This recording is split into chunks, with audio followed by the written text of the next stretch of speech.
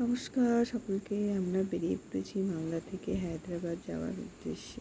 হায়দ্রাবাদ শহরে প্রায় ঢোকার আগের এটা সিন। এখানে চারিধারে শুধু পাহাড় আর পাহাড়। খুব ভালো লাগছিল দেখতে এই পাহাড়গুলোকে, খুব সুন্দর। তারপর আমরা পৌঁছে গেছিলাম যেখানে ট্রিটমেন্টের জন্য আমরা এসেছিলাম, AIG হাসপাতাল। তারই পাশে এক হোটেল, পাঁচতারা হোটেলে আমরা ছিলাম।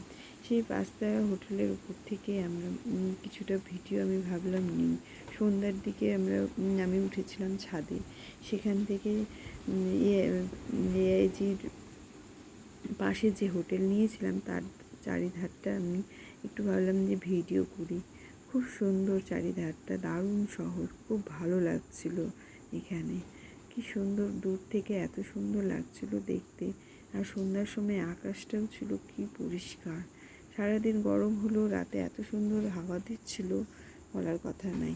তারপর আমরা চলে আসলাম সকালে উঠে AIGতে এসেই দেখি এখানে প্রচুর ভিড় বলতে সারা আশেপাশের অনেক জায়গা থেকে এখানে লোকজন এসেছিলো, যেমন আসাম, বাংলাদেশ, শিলিগুড়ি, কলকাতার লোক তো ছিলই।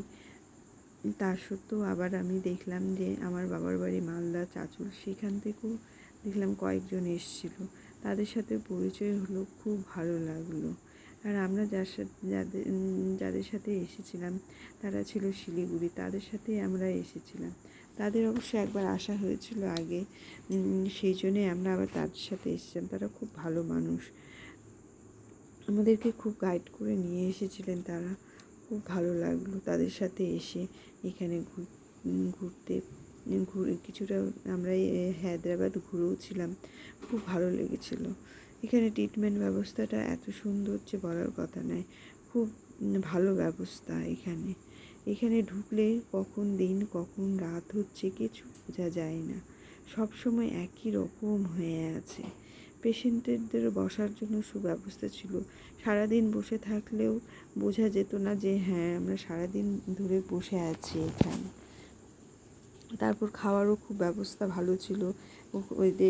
ওখানকার মতন এদের ইডলি ধোসা এগুলো ফেমাস খাবার ছিল, খুব ভালো লাগছিলো। ইডলি ধোসা আমরা খেয়েছিলাম, ভালোই লাগলো খেতে। এখানকার ওয়েদারে খুব ভালো লাগছে। তারপর নানা রকম আছে, চাউমিন টাউমিনও আছে, খুব সুন্দর ব্যবস্থা ছিল এদের এখানকার।